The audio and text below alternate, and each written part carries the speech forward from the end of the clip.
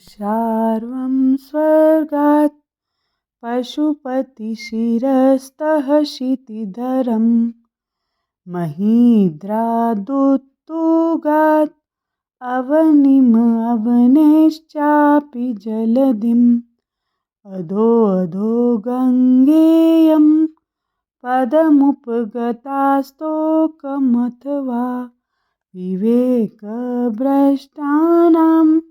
भवति विनिपातः शतमुख। इस पद्य में विवेक से रहित व्यक्ति के पतन की गाथा गंगा के दृष्टांत द्वारा कवि बता रहे हैं। कवि बताते हैं कि या गंगा, जो गंगा स्वर्गात यानी स्वर्ग से, शार्वम यानी शिव जी के, शिरह सिर पर पहुँची। सबसे पहले गंगा जी कहाँ से? गंगा जी स्वर्ग से शिव जी के सिर पर पहुँचे। पशुपति शिरस्थ और शिव जी के सिर से क्षितिधरम पर्वतराज हिमालय पर आई। उत्तुगात अत्यंत ऊंचे ऊंचे जो पर्वत थे। महीग्राद मतलब पर्वत से। अवनिम यानी पृथ्वी पर उतरी। अवनेह च और पृथ्वी से। जलधिम यानी समुद्र को प्राप्त हुई। अध नीचे से नीचे जाती गई। सा यानी वह गंगा। यम यह गंगा। स्तोकम बहुत ही अल्प सा सीमित स्थान को प्राप्त हुई। अथवा ऐसे ही विवेक से रहित जो व्यक्ति होते हैं, विवेक भ्रष्टा नाम, जो विवेक से भ्रष्ट जो लोग होते हैं, विनिपातः उनका पतन हो जाता है। शतमुख सैकड़ों प्रकार से, शतमुख यानी सैकड़ों प्रकार से, भवति यानी होता है। शिरः शार्वम स्वर्गात यानी कवि बताते हैं कि जो स्वर्ग से, शिरः शार्वम स्वर्गात पशुपति शिरस्थ क्षितिधरम, जो गंगा स्वर्ग से भगवान शंकर के मस्तक पर पहुँची, फिर शिव जी के मस्तक से हिमालय पर्वत पर उतरी।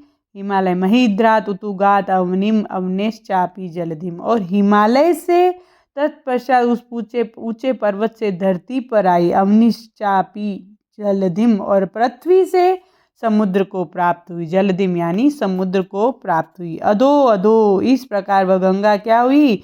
गंगे यम पदम उपगता स्तोकम अथवा नीचे नीचे गिरती हुई अत्यंत तुच्छ व निम्न स्थान को प्राप्त हुई। अतः विवेक भ्रष्टानां भवति विनिपात शतमुख। ये बताया गया जो विवेक से रहित व्यक्ति होता है उसे उसका अनेक प्रकार से पतन होता है। अतः विवेक से शून्य व्यक्ति का पतन क्या होता है? अनेक प्रकार से होता है। तो बताया है कि विवेक ही मनुष्य की प्रगति एवं अस्तित्व की रक्षा का आधार होता है। तो मनुष्य जब विवेक से शून्य हो जाता है तो उसका पतन क्या हो जाता है? प्रारंभ हो जाता है। एक बार पतन का क्रम प्रारंभ हो जाने पर क्या होता है? वह रुकता नहीं है। इस प्रकार परम पावनी भागीरथी का उदाहरण हमने बताया है। इसमें बताया है कि गंगा ने एक बार स्वर्ग को छोड़ने का विवेक शून्य निर्णय किया तो फिर क्या हुआ? वह एक जगह स्थिर नहीं रह सकी, वह आगे से आगे बढ़ती चली गई और स्वर्ग से शिव के मस्तक पर आई, वहाँ से हिमालय पर और हिमालय से पृथ्वी पर, वहाँ से सागर तक पहुँच गई और स्वर्ग विहारिणी गंगा फिर सागर में आकर क्या हो गई?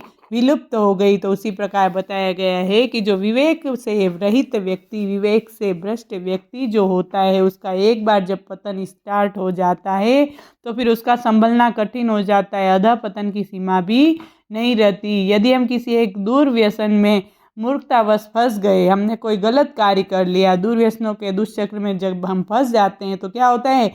आगे से आगे हम भटक जाते हैं, हमारा कोई भी कार्य फिर अच्छा नहीं होता था। हमें यह कहा गया है कि विवेक शून्य व्यक्ति को पता भी नहीं चलता कि उसका अधपतन किस सीमा तक होगा।